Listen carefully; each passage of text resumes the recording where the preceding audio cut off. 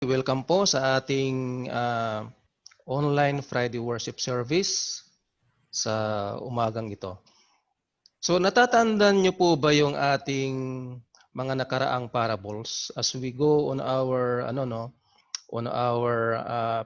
series in the parable of Jesus? Natatandaan niyo po ba? Sino yung natatandaan pa? Naka-anim na po tayo. Parables of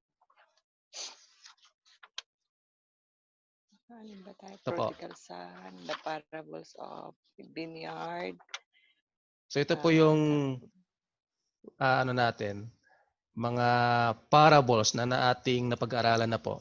So una is the hidden treasure. So we are God's special treasure and He paid a high price for us to redeem us and brought us to His kingdom. Pangalawa po, the parable of the vineyard's worker. So salvation is by grace and God's grace is the same for all. And then the parable of the prodigal son. We learn God lavishly loves us. The parable of the unmerciful servant. We are forgiven by God, so we have to forgive others. It's all about unlimited forgiveness. Then number 5, the parable of the friend in need. So we learn to be persistent. And then the parable of the 5 talents. So let us have the right attitude in serving the Lord. Amen po. So yan po yung ating mga parables ng Panginoong Hesus na ating napag-aralan na sa mga nakaraang linggo. So, sino po sa atin ang mahilig sa gardening? Meron ba? Meron bang may mga farm dyan? So, alam nyo, meron tayong isang kapatid dito na mahilig sa mga halaman. Di ba? May mga tanim siya sa loob ng kanyang room. Kilala niyo po ba? Si Ate Ting. Ate Ting. Amen. So, alam nyo, gusto ko rin ang gardening, no? Mahilig din ako sa mga ganyan. Sa bahay nga namin, meron kaming 2 halaman eh. Meron akong tinanim dong 2 halaman. Isang bayabas at saka isang abukado. Yan. So, nung last time na tignan ko, laki na ng abukado at may bunga na. Dati yung bayabas namin, no, lalaki ng bunga. So, ano yan, kasi palagi kong dinidiligan yun. So, kinakailangan, meron ka talagang pag-aalaga. Amen po. Alam ko marami rin sa atin ang mahilig din sa gardening. Amen? So, ang message po natin sa umagang ito is the parable of the sower. So, makikita po natin dyan, ang sa main text natin sa Luke 8 verses 4 to 8. So, basahin po natin. Dito sa NIV version, while a large crowd was gathering and people were coming to Jesus from town after town, he told this parable. A farmer went out to sow his seed. As he was scattering the seed, some fell along the path. It was trampled on, and the birds ate it up.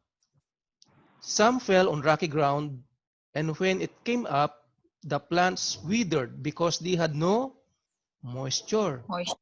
Other seed fell among thorns, which grew up with it and choked the plants. But still other seed fell on good soil. It came up and yielded a crop, 100 times more than was sown. When he said this, he called out, whoever has ears to hear, let them hear. So, tingnan po natin sa Tagalog, sa Lucas 8:4 to 8 pa rin. So nagdatingan ang mga tao mula sa iba't ibang bayan at sila'y lumapit kay Jesus. Isinalaysay ni Jesus ang talinghagang ito. Isang magsasaka ang pumunta sa bukid upang maghasik. Sa kanyang paghahasik, May binhing nalaglag sa daan, natapakan ng mga tao at tinuka ng mga ibon. May binhi namang nalaglag sa batuhan at tumubo, ngunit agad na natuyo dahil sa kakulangan sa tubig. May nalaglag naman sa may damuhang matinik, at nang lumago ang mga damo, sinakal nito ang mga binhing tumubo roon. Mayroon namang binhing nalaglag sa matabang lupa. Ito'y sumibol, lumago, at namunga ng tig-100. At pagkatapos ay sinabi niya ng malakas, makinig ang may pandinig. Amen. Glory to God. Sa pagkabasa ng kanyang mga salita, tayo muna ay manalangin. Ama naming Diyos na makapangyarihan sa lahat, we come to you, Lord, with a humble heart, Lord. Hallelujah, Lord. Kami po ay humihingi, Panginoon, na ibigay mo sa amin ang iyong ang karunungan, Panginoon, the wisdom na nanggagaling sa iyo, Panginoon, para mas mag-reveal, Panginoon, at maintindihan namin ang iyong mga salita na iyong ibibigay sa amin. Buksan mo ang aming mga mata, Panginoon. Buksan mo ang aming mga tenga, Lord. At makita namin at maintindihan namin kung ano po ang mensahe mo sa amin. Open our hearts, Lord. Hallelujah, Lord. And let your words, Lord, sink to in our hearts, Lord. And we can apply it and we can obey your words in our life, Lord. Maraming salamat, Lord. Give us all the anointing, Lord. Mas lalo na ako, Panginoon, na maghahayag ng iyong salita. At pawang ang iyong mga salita lamang, Panginoon, ang lalabas sa aking mga bibig, Panginoon. Let your Holy Spirit be the one to teach us sa umagang ito, Panginoon. Maraming salamat, Panginoon. Ito ang sama-sama naming panalangin. In Jesus' name we pray. Amen. So, pakisabi po sa katabi natin, sa mga ka-Zoom meets natin, you are blessed. You are blessed. You are blessed. Amen. So we are all blessed sa umagang ito dahil maririnig natin ang salita ng Panginoon. So in summary po, sa pag-aaral natin sa umagang ito, the same gospel or word of God that is preached to all people, but the response depends on the heart's condition of those who will hear. So, the same gospel lang ang mga naririnig natin. It was preached by so many people. But it depends, no? It depends on our response. It depends on our heart na tayo naman ay nakapakinig sa salita ng Panginoon. So, sa umagang ito, kapain natin. Ano nga ba ang kondisyon ng ating mga puso habang pinapakinggan natin ang salita ng Panginoon sa umagang ito? So, how is our heart, no? Kumusta ang ating mga puso? Ano ba ang kondisyon ng ating mga puso towards God? So, mayroon po tayong 4 na types ng heart condition na pag-uusapan sa umagang ito. So before we go that, ano nga bang iibig sabihin ng parable? So because right now we are still on parable. So review lang natin, no? A parable is a story using real life or everyday situation to explain a spiritual truth or to teach a spiritual truth. So what is the purpose? Ano nga bang purpose nito? The purpose of the parable is to hide the truth, no? Bakit kaya nagturo ang Panginoong Hesus ng parabola sa mga tao noon? To hide the truth from those who had rejected him again and again. In spite, no, yung mga miracles na ipinakita niya, hindi pa rin sila naniniwala. But the parable was clarified to those whose hearts were open. to the Word of God.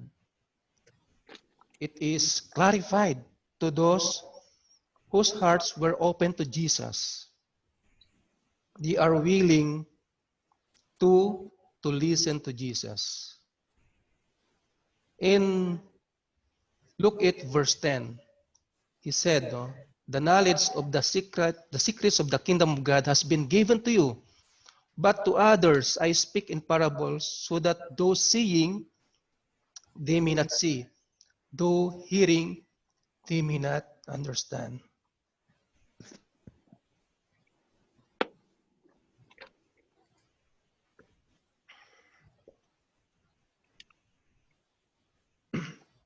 So in Tagalog, tumingin man sila, hindi sila makakakita. At makinig man sila, hindi sila makakaunawa. Sabi po sa Matthew 13:14 to 16, in them is fulfilled the prophecy of Isaiah. No? So may prophecy ang propetang si Isaiah. You will be ever hearing but never understanding. You will be ever seeing but never perceiving. For this people's heart has become callous. No? They hardly hear with their ears, and they have closed their eyes. Otherwise, they might see with their eyes, hear with their ears, understand with their hearts, in turn, and I would heal them. But blessed are your eyes because they see, and your ears because they hear. Amen? So, nasa prophecy na po pala, no? Na yung mga matitigas ang puso, even though narinig nila ang Panginoon, they close their eyes, no? They close their ears. They will not understand dahil sa kondisyon ng kanilang mga puso. Amen po. So, depende po sa ating puso. Depende po sa kondisyon ng ating puso. If we are willing to open our heart to Jesus, we will listen attentively from our heart. Sabi nga sa Romans 10:17, consequently, faith comes from hearing the message, and the message is heard through the word about Christ. Amen? So faith comes through hearing. Ang pananampalataya ay nakukuha sa ating pakikinig ng salita ng Panginoon. That when we hear the word of God, ang puso natin ay dapat bukas sa salita ng Panginoon. Bukas sa ating Panginoong Hesus. Now, in the parable of the sower na ating pag-aaralan sa umagang ito, Jesus is talking of a man, no, sowing seed in the field.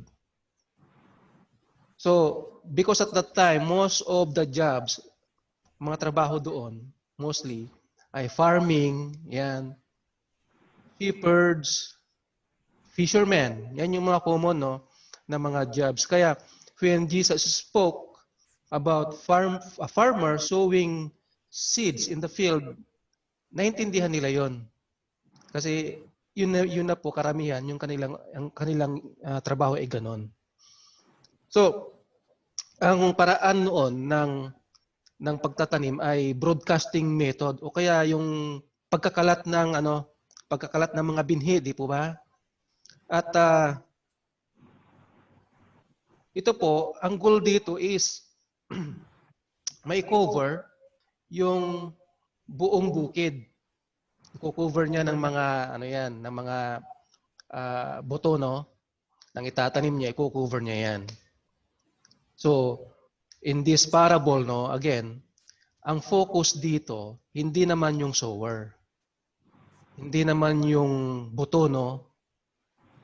Kundi is about the soil, no? Ano ba ang characteristics ng soil? Na yung buto ay mapupunta. Amen? So before we go on to that, no, may definition tayo. Yung sower dito, ang tinutukoy dito ay ang Panginoong Hesus. At yung seed, it is the Word of God. So, tulad ng buto, the Word of God has life. And as we know, the seed will come to life unless it is planted. Di po ba? Planted. Unless na maitanim yung buto, hindi siya mabubuhay. And third is the soil, which refers to our heart, the condition of our heart. So the human heart is like soil. If it is prepared properly, it can receive the seed of the Word of God and produce a fruitful harvest. Amen po? So, ito po yung presentation ng isang bukid. So, kung nakapunta na kayo sa bukid, yan, mayroon pong daanan yan sa bukid.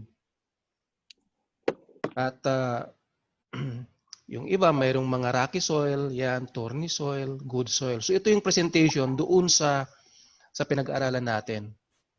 So, number 1, sinabi ng Panginoong Hesus, mayroong roadside soil o kaya hard soil. Mayroon namang rocky soil.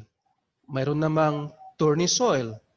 At mayroon namang good soil. So mayroong 4 na klaseng characteristics ng soil na ibinahagi ang Panginoong Hesus dito sa parable of the sower. So, number 1, the roadside or the hard soil. Ito yung mga nasa daan. Di po ba? Ano po ba ang ibig sabihin nito? Ano ba yung roadside? Di ba ito yung daanan sa bukid? Kumbaga, pag palagi mong dinadaanan yung part na yon, nagko-compress siya, di po ba? Tumitigas. At wala na ang tumutubong damo doon. Di po ba? So, nalilinis. At ang sabi doon sa parable, mayroong buto na pumunta dito. A farmer, sa Luke 8 verse 5, a farmer went out to sow his seed as he was scattering the seed. So, scattering method, yung kanyang paraan. Some fell along the path. So, ito yung roadside o kaya hard soil. So, ano yung nangyayari? Pag dito po, napupunta yung mga boto, it was trampled on. And the birds ate it up. Di po ba? Ayan po, dito po sa ano natin. Kinakain lang ng ibon at inaapak-apakan lang ng mga tao yung buto na yon. So anong nangyayari? Tutubo ba yon? Hindi, kasi nasisira. Nakakain ng mga ibon, di po ba? So, ang buto na yon, walang chance talaga na tumubo doon at mag-sprout yung seed o kaya mag-germinate yung seed. So in Luke 8 verse 12, ganito yung interpretation ng Panginoong Hesus. So nagbigay siya ng interpretation. Kung ano ba ang ibig sabihin nung yung mga buto na naihagis doon sa roadside or the hard soil. So in Luke 8 verse 12, those along the path are the ones who hear. So sila ay nakapakinig din. Napakinggan nila yung mensahe, yung good news. But the devil comes and takes away the word from their hearts so that they may not believe and be saved. So ano yung nangyayari? Parang yung ibon, di ba? Tinutuka niya yung mga buto. Nawawala yung buto. At yung mga iba naman, inaapak-apakan lang yung mga buto. So, paano nga ba nangyayari? The devil comes and take away the word from their hearts, no? Sa mga ganitong may mga puso. So, ang nangyayari dito, ang sabi po sa 2 Corinthians 4 verse 4, the God of this age has blinded the minds of unbelievers so that they cannot see the light of the gospel that displays the glory of Christ, who is the image of God. So, si Satan, binubulag niya ang ating mga pag-iisip, no? Kapag mayroon tayong ganitong puso, so that these unbelievers do not believe the word of God. Ini-snatch ni Satan yung salita ng Panginoon sa kanila. Ibig sabihin, unresponsive sila, no? They do not respond to the word of God. Pumasok lang sa kanilang mga tenga at lumabas ulit sa kabila. So ganun po yung klase ng hard soil, no? Napakinggan nila pero lumalabas din sa kabilang tenga. So di-deny the word of God. And that's the time they are hardening their heart, no? Kapag they are unresponsive sa salita ng Panginoon, they are hardening their hearts. Kasi nga, Satan blinded their minds through lies, no? Mga deceitful things na in-inject ni Satan sa kanila. And the more we are unresponsive to God's word, the more we harden, no? The more we harden our hearts. So, yun po yung isang klase. Kaya hindi magi-sprout dahil ini-snatch na ni Satan. Inaalis niya kaagad by injecting doubts sa atin, by injecting lies sa atin. Kaya hindi tayo maniniwala sa salita ng Panginoon. Okay, Pangalawa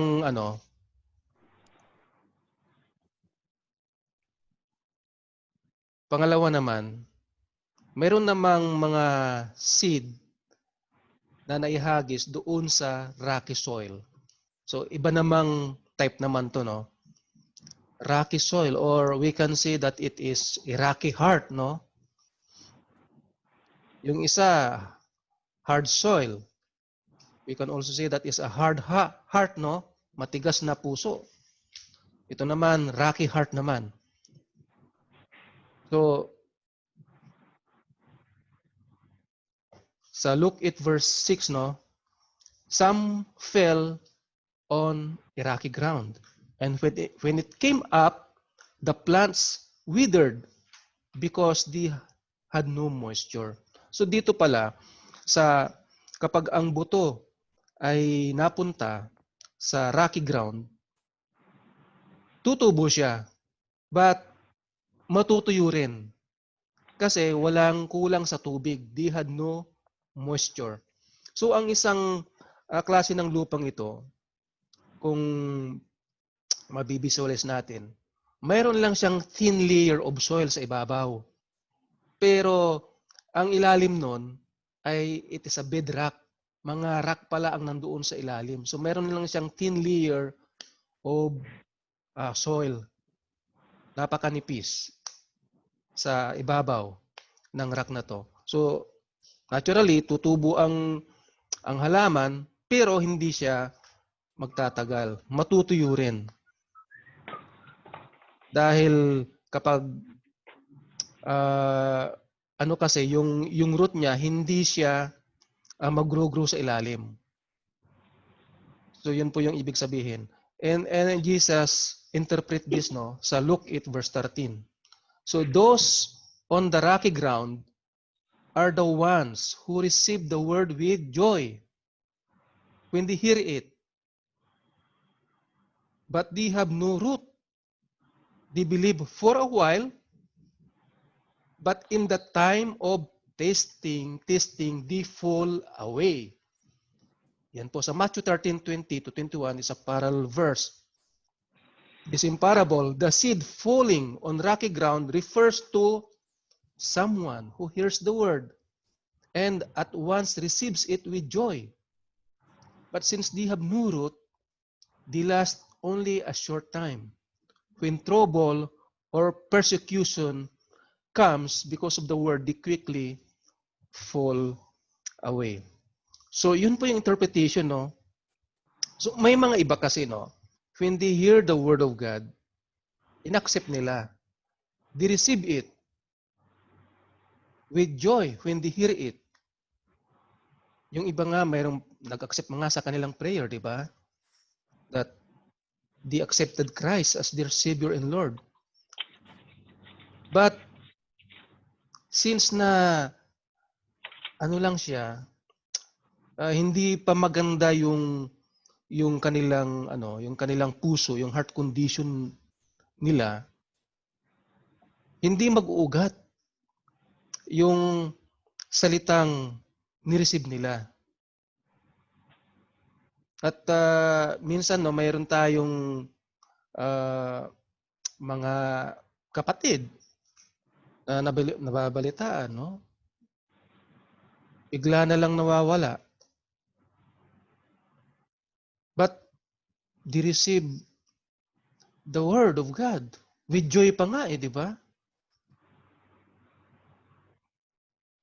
Ang problema, nung ni-receive nila yung salita ng Panginoon, hindi sila nakakapagbasa ng salita ng Panginoon. Hindi rin sila, minsan lang sila rin nag-pray. Although, makikita natin sila sa ating panambahan. But when trouble or persecution comes, they quickly fall away. They cannot stand firm, no? Hindi sila nakakatayo sa kanilang pananampalataya when persecution comes. Kaya nung dumating ang pagsubok sa kanilang buhay, di mo na sila nakikita sa church. Bigla na silang nawawala. Pero they receive Jesus as their Savior and Lord. With joy pa nga eh. So ano ba yung nangyari dito? This kind of soil, no, or a heart condition, we can call it the respond with the word emotionally, no? Emotional response ang nangyari dito. Kaya nga they have the joy, no? But it's not that the joy that comes from the Lord. It is only from emotion. Alam nyo, kapag emotion, ang emotion, minsan, nandyan, at lumilipas din, di ba? It comes and it goes. Yun po yung emotion. Kaya, hindi talaga magkakaroon ng ugat. At pagdating ng mga trials, ito ay nawawala. Tayo ngayon, dumadanas ng pandemic ngayon. This is trouble or we can say persecution. Kumusta ang puso natin? Tayo pa rin ba nasa Panginoon? Do we still trust God? Or we quickly fall away from God? So, alamin natin that persecution will always come. Di po ba? Darating at darating yan. And this will test, no, our faith, no. Persecution will test our faith. Ano nga ba ang klase ng pananampalataya natin? Kumusta ba ang foundation ng ating pananampalataya? In Matthew 7, verse 26 to 27, if you will remember, no, the parable of the wise and foolish builder. Sabi niya sa verse 26, no, in Matthew 7, verse 26, but everyone who hears these words of mine and does not put them into practice, it is like a foolish man who built his house on sand. The rain came down, the stream rose, and the winds blow and beat against that house and it fell with a great crash. Kasi walang foundation. So ganito rin yun. Walang ugat. Pagsikat ng araw ang halaman, namamatay yan. Kasi walang moisture, walang tubig. And water, as we all know, represents the Word of God.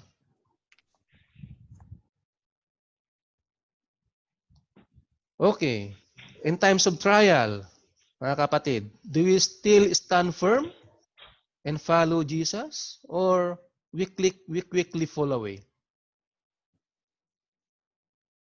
So dito po sa parable ng Panginoong Hesus, makikita natin, manunotice natin that it is progressive, no? Nag-umpisa siya sa hard soil and then may level, rocky soil. So it is progressive. And the next soil is the thorny soil. Ito naman, thorny soil. Ano ba ang ibig sabihin nito? Or it is a weed-infested soil.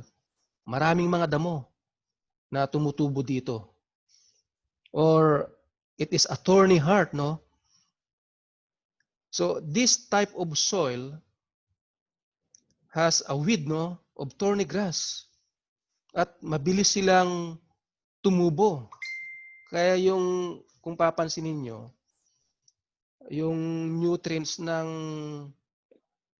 soil na nandyan, kukuhanin lahat yan ng mga damong yan. Mga weeds na yan.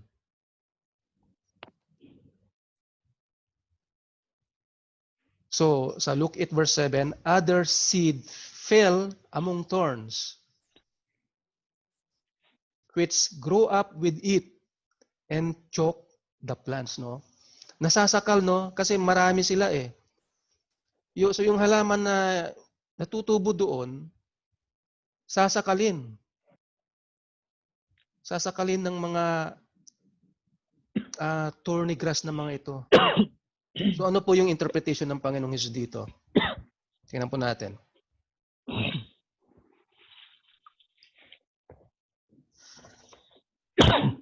Sa Luke 8:14, sabi po doon, the seed that fell among thorns stands for those who hear.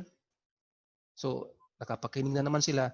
But as they go on their way, they are choked by life's worries, riches and pleasures, and they do not endure. Yan po yung sinasabi ng Panginoon dito. In Matthew 13:22, the same thing.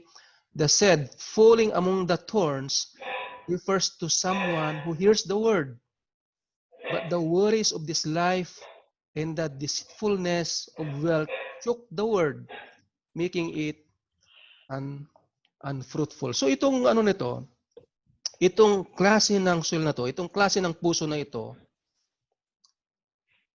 they hear the word of God, they accepted it, but as days go by, as they go on their way, they are choked by life's worries, riches, and pleasures, and they do not mature.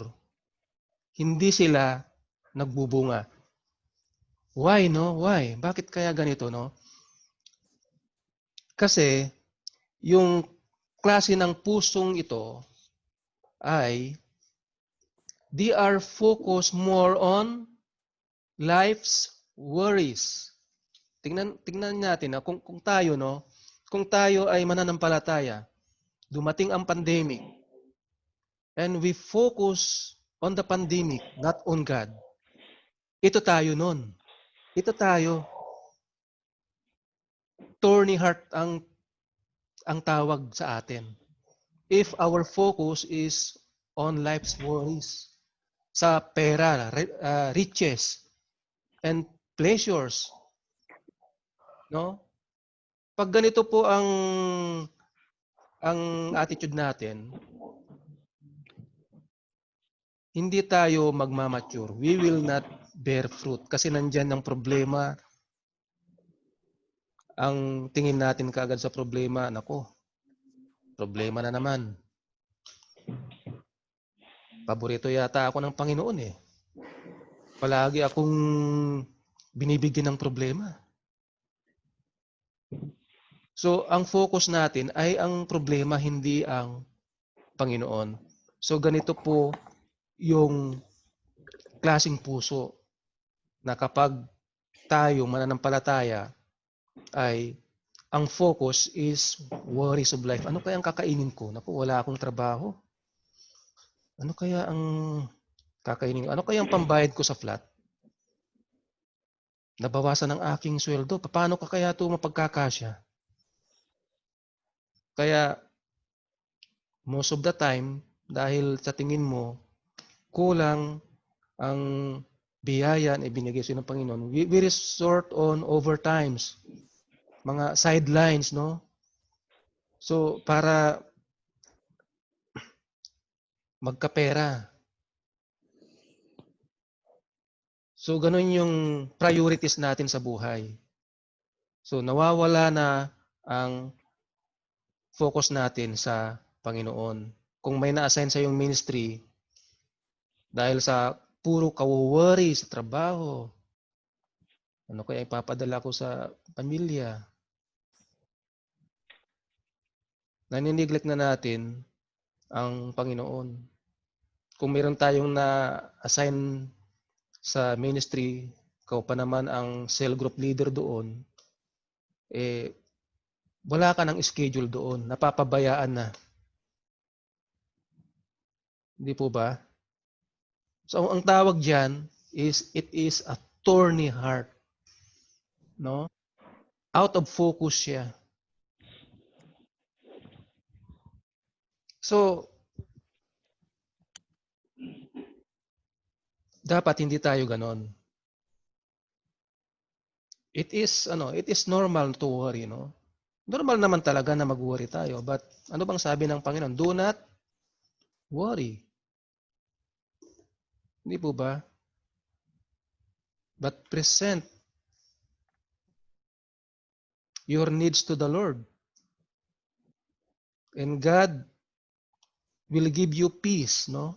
Bibigyan ka ng peace sa atin sa Philippians 4:6 verse 7. Sabi po doon. So, marami tayong alalahanin. Alam ko, marami tayong alalahanin. Pero ang mensahe ng Panginoon sa atin, huwag tayong mag-focus sa mga ganong mga bagay. Mag-focus tayo sa Panginoon. Itama natin ang ating mga focus sa buhay. Alam nyo ba na maraming promises ang Panginoon that we can claim? Di po ba? Let us claim God's promises to us. When we accepted Christ as our Savior and Lord, God gives us spiritual blessings. Alam ba natin yon? That when we accepted Christ as our Savior and Lord, God gives us spiritual blessings. Ang problema lang, we don't know, no? We don't know how to access these blessings. Bakit? Okay, hindi natin alam because we are not reading the Word of God. But if we are reading the Word of God, we will know the spiritual blessings that God has given us. For example, no? Halimbawa, bumili ka ng isang lupa. Doon pala sa lupang binili natin, mayroon palang kayamanan doon. So, ang tanong, kailan kaya ang taong yun naging milyonaryo?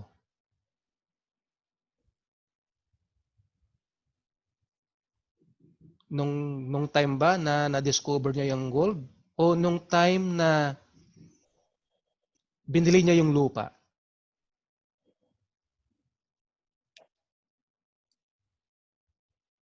So, sa tingin ko, nung time na binili niya na yung lupa, milyonaryo na siya. Kaya lang, hindi niya alam na siya ay marami palang kayamanan doon. So the same thing with us, no? Unless we dig on, no? We dig on the Word of God, hukayin natin, unless na hukayin natin ang salita ng Panginoon, hindi natin malalaman yung mga spiritual blessings na binigay niya sa atin. Amen? Kung tayo ay walang trabaho, yung sabi ng Panginoon, kung hindi ka magtatrabaho, hindi ka kakain. Di ba? Sabi ng Bible, kung hindi ka magtatrabaho, hindi ka kakain. So, what we need to do is we should ask God, no, for a job. Kasi sabi niya yun eh. Kung hindi ako magtatrabaho, hindi ko kakain. So let us ask the Lord for a job para tayo ay makakain. And we should be persevering. Di ba? So ito yung mga parables na pinag-aralan natin, connected na dito kasi yung mga parables na napag-aralan natin noon, it teaches about perseverance. We should be persevering to the Lord in our prayers. And when we are persevering, let us ask wisdom from the Lord para tayo ay makapagtrabaho. Hindi po ba? So, huwag tayo mag-focus sa ating mga alalahanin sa buhay. Cast all your cares to God. Di ba? Sabi ng Bible, and God will take care of us. Ang trabaho natin ngayon, ang nagbigay niyan ay Panginoon. Kung inalis ng Panginoon man yan sa atin, papalitan ng Panginoon yan. Because we rely not on our companies, but we rely on the Lord. This is the right focus, no? Dapat meron tayong right focus. So kapag ang focus natin ay sa mga alalahanin sa buhay, pagpapayaman, we will not mature. We will be choked, no? Sasakalin tayo ng ating mga alalahanin sa buhay, ng ating mga pera. At hindi tayo magbubunga. So, pang-apat po, so it is progressive, di ba? It is the good soil. Or I can say that it is the right heart. In Luke 8 verse 8, still other seed fell on good soil. So may mga binhi na napunta doon sa matabang lupa. It came up and yielded a crop 100 times more than was sown. So, kung baga sa magsasaka, kapag ang lupa natin ay matabang lupa at hinagisan mo yan ng mga binhi, sigurado yan, malaki ang kikitain. Di po ba? Baka yung ating puhunan ay 100% pa yung profit doon, Kasi nga, well-prepared yung soil. Na-prepare ng maayos. Yung mga damo tinanggal, yung mga bato tinanggal. So talagang na-cultivate ng maayos. So ano po ang ibig sabihin nito? In Luke 8:15, but the seed on good soil stands for those with a noble and good heart who hear the word, retain it, and by persevering, produce a crop. By persevering, through perseverance, it produces a crop. In Matthew 13:23, but the seed falling on good soil refers to someone who hears the word and understands it. So ito yung napakinggan at naunawaan ito at tinanggap ito. Ang ibig sabihin ng understand, tinanggap ito sa kanilang puso. They truly believe Jesus on His death and resurrection. This is the one who produces a crop, yielding 160 or 30 times what was sown. So ito yung masasabi natin na talagang saved, no? Doon sa tatlong pinag-aralan natin, sa palagay nyo ba yung hard soil, yung rocky soil, yung thorny soil, saved ba yon? Saved ba talaga yon? Hindi po. Isa lang po ang save. Yung may pusong tama sa Diyos. The heart that is right with God. Ito po yung masasabi natin na talagang save. Amen. So hindi ibig sabihin na tinanggap na natin ang Panginoon as we study on this parable, save na pala tayo, no? Dapat yung tinanggap nating Word of God, dapat ito ay lalago. Ito ay mag-uugat. At ito ay mamumunga. Amen? So, ito yung heart condition na dapat meron tayo. Amen? It will persevere. Yan yung fruit ng salvation eh. Perseverance. Para magkabunga. So when this type of soil or heart condition experience trials, they will experience victory. They will stand firm because they are obeying the Word of God. They know the Word of God. They are practicing, no? They are practicing the Word of God. Pinapractice nila sa kanilang buhay. Ino-obey nila, sinusunod nila ang Panginoon. And they are also a channel of blessing. Itong may mga ganitong puso, because they are sharing the Word of God. They share the Word of God. Namumunga. Amen? Kung ang puso natin ay nasa Panginoon, when our heart is right with God, nasa atin ang banal na Espiritu. At ang sabi sa Galatians 5:22, but the fruit of the Spirit is love, joy, peace, forbearance, kindness, goodness, faithfulness, gentleness, and self-control. Against such things, there is no law. So ito yung mga fruit. Ito yung fruit. Pag nasa atin ang Holy Spirit sa buhay natin, we are willing, no? We are willing or we allow the Holy Spirit to work in our lives. Ito yung fruit na maproproduce natin. Love, joy, peace. Ano man ang dumating ang problema, nandyan pa rin yung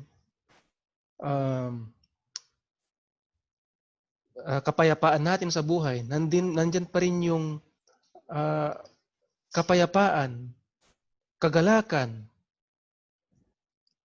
sa ating buhay. Hindi tayo apektado because we have God. We know God. Kilala natin siya. In 2 Peter chapter 1, verses 5 to 8, for this very reason, make every effort to add to your faith goodness, and to goodness, knowledge. Knowledge on God, knowledge on the Word of God. And to knowledge, self-control. And to self-control, perseverance. Nandiyan na naman si perseverance. Alam nyo, Napakahalaga nitong perseverance na to, no? And to perseverance, godliness. And to godliness, mutual affection. And to mutual affection, love. For if you possess these qualities in increasing measure, they will keep you from being ineffective and unproductive in your knowledge of our Lord Jesus Christ. Amen po? So napakaganda na na mayroon tayong goodness, good works, di po ba? Yan na yung resulta ng ating salvation eh. Nakikita, knowledge, no? Sa ating Panginoon, self-control, perseverance, godliness, mutual affection, and pagmamahal, which is a command of God to us. Love God and love our neighbor. So, saan kaya tayo? Ano kayang klaseng lupa meron tayo? Hard? Rocky? Thorny? Or good soil, no?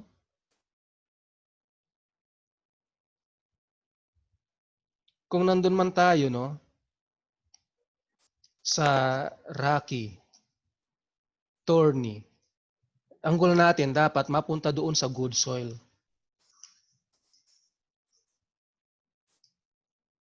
Hindi po ba? Mayroon tayong mga hindrances sa pagsunod sa Panginoon. Tanggalin na natin. Yung mga worries natin, tanggalin na natin. Ibigay natin sa Panginoon. Itama natin ang ating focus para yung puso natin ay maging tama sa Panginoon. We will have a right heart with the Lord. And basahin natin ang salita ng Panginoon. Because if we lack knowledge of the Lord, we will perish, no? Kailangan meron tayong kaalaman sa salita ng Panginoon. Kasi mawawala tayo, maliligaw tayo ng daan. Amen? So let us have the proper focus, the right focus, at mag-serve tayo para makapag-serve tayo sa Panginoon. And we will produce fruit. Amen? So, in conclusion, tatapos na po tayo, the proof of our salvation is fruit, bunga. Dapat may bunga, nakikita, may ebidensya. And not merely hearing the word, no? Nakinig ka sa Panginoon or nag-profess ka na inaccept mo yung Panginoon, saved na tayo. Dapat ito po ay nagkakaroon ng bunga. Hindi lang po nakinig tayo, hindi lang natin inaccept ang Panginoon, dapat nagbubunga tayo. Yan po ang tunay na save sa Panginoon. So, ibig sabihin, hindi lahat ng tumanggap sa Panginoong Hesus ay ibig sabihin ay ligtas na. Ang tunay na tumanggap sa Panginoon ay nagbubunga. Amen? Tayo po ba ay nagbubunga? Ano ba yung mga bunga natin? O kaya sabi nga ni Brother June, nagbunga nga pero nalaglag. Nalalaglag ba ang mga bunga natin? In John 15 verse 5,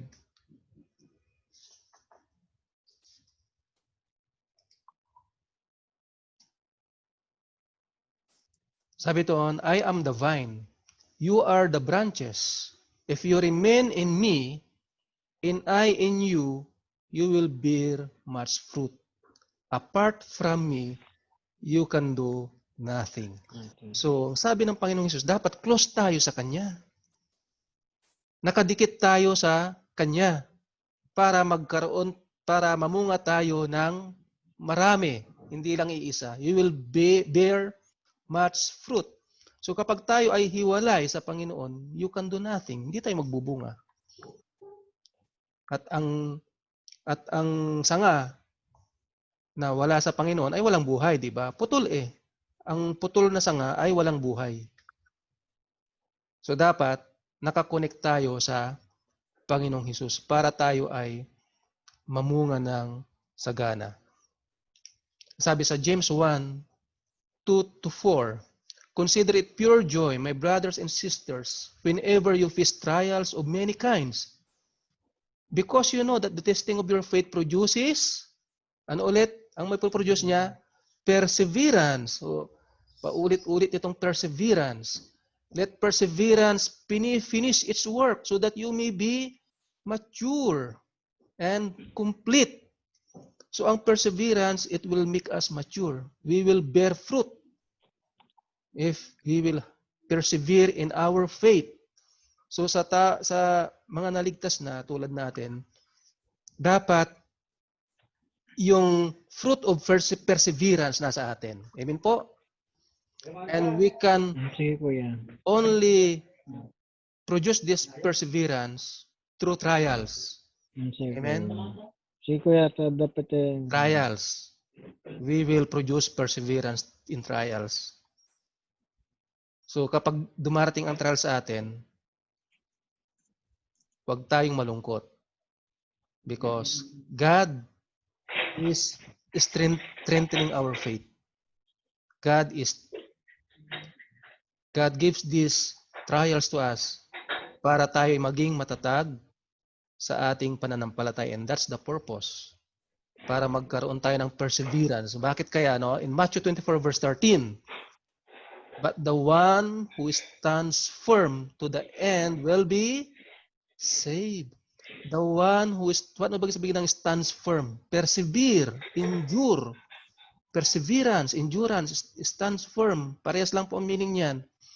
But the one who perseveres, who endures to the end, who stands firm to the end, will be saved. So napaka-importante na tayo ay a persevering Christian. Amen. And this is an evidence that we are truly saved if you are a persevering Christian. So, sabihin po natin sa ating mga katabi, no? Stand firm. stand firm. Yan po. So, maging matatag tayo.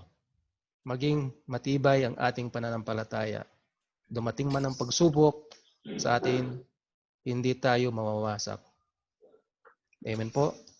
Amen. Amen. So ito po, ulitin po natin, ito po yung mga bunga na dapat meron tayo. Love, joy, peace, forbearance, kindness, goodness, faithfulness, gentleness, and self-control. So marami pa dyan, no? Like yung humility, yan. Dapat meron din tayo yan. And then ulitin po natin yung 2 Peter 1:5-9.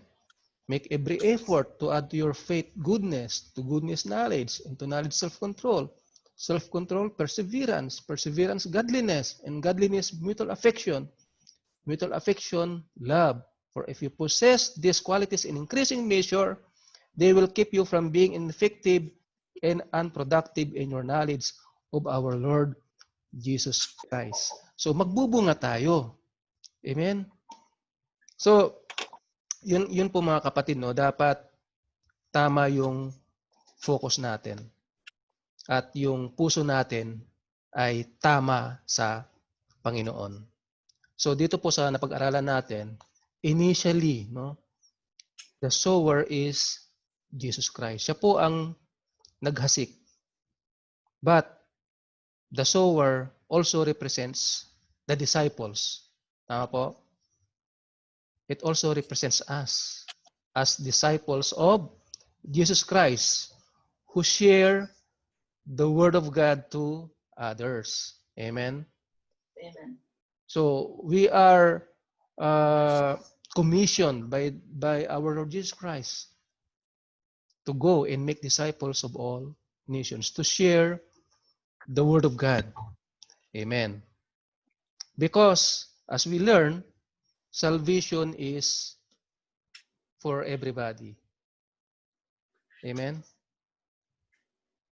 But we should learn that although salvation is for everybody, it is still God who gives us the faith, no? Depende po sa kondisyon ng puso ng ating masisiran. It is God who gives us the faith to believe of what Jesus has done on the cross through the power of the Holy Spirit. It is with the divine help of the Lord, of God, and through the power of the Holy Spirit that we will believe the word of the Lord. And that depends, no, on the condition of our heart. Naalala nyo si Cornelius, di po ba? Si Cornelius, as we studied in the book of Acts, si Cornelius, nag-pray siya na siya sa Panginoon. Nag-worship na siya sa Panginoon. He is doing good sa mga tao, no? Tinutulungan niya yung mga tao. Pero ang kulang sa kanya ay ang Panginoong Hesus. Kaya nga, ipinadala niya si Peter para ipangaral ang Panginoong Hesus sa kanya. At siya po ay na-save dahil tinanggap niya ang Panginoong Hesus. It is God who worked, di ba? Siya ang gumalaw through the power of the Holy Spirit para siya ay ma-save.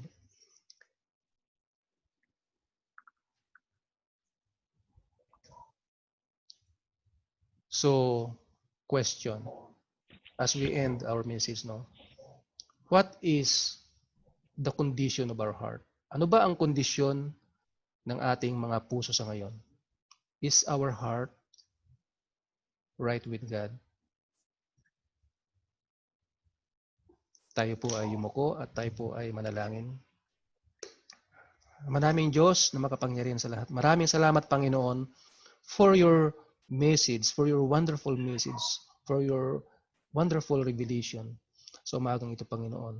Hallelujah, Lord. Thank you, Lord, for reminding us, Lord, that we should have the right focus, Panginoon. At ang focus namin ay ikaw, Panginoon, ang Panginoong Hesus. Sa Kanya kami dapat nakatingin. Hindi sa problema, sa pandemic, hindi sa COVID-19, hallelujah, hindi sa aming mga pera, sa aming mga worries in life, hindi dapat kami nakafocus doon. But we should focus on you. Ikaw ang aming priority, Panginoon. Maraming salamat, Panginoon, sa inyong mensahe, Panginoon, na binigay mo sa amin. We pray, Lord, na tulungan mo kami, Panginoon, na yung inyong mga salita, Panginoon, ay aming maipamuhay, Panginoon. Hallelujah, hallelujah, Lord. At ito po ay ma-share namin sa iba pa, Lord. Maging channel of blessing kami sa iba, Panginoon. Para makilala kanila, Panginoon. Ang pagtanggap sa iyo, Panginoon, hallelujah, as we learn, Panginoon, it is still up to you, Lord. It is through the conviction of the Holy Spirit. And our job is to share the word to others. Hallelujah, Lord. Maraming salamat, Panginoon. And I pray, Lord, na kung mayroon kaming mga kapatid, Panginoon, na nagwo-worry sa kanila, Panginoon, I pray, Panginoon, na tanggalin mo, Panginoon, ang worriness nila, Panginoon. Give them your word, Panginoon. Mangusap ka sa kanila, Panginoon. At maging tama, Panginoon, ang kanilang puso, Panginoon. It takes humility, Lord. Bigyan mo sila, Panginoon, ng humility, Panginoon, sa kanilang puso, Panginoon. Hallelujah. At maraming salamat, Panginoon, for reminding us, Lord, again, that we should be a persevering Christians. We should have a persevering faith, that we will endure, we will stand firm Ano man ang nararanasan namin sa kasalukuyan, Panginoon, we will stand firm to the end, Lord. And we will be victorious, Lord. Maraming salamat, Panginoon. Itong sama-sama ng panalangin. In Jesus' name we pray. Amen. Amen.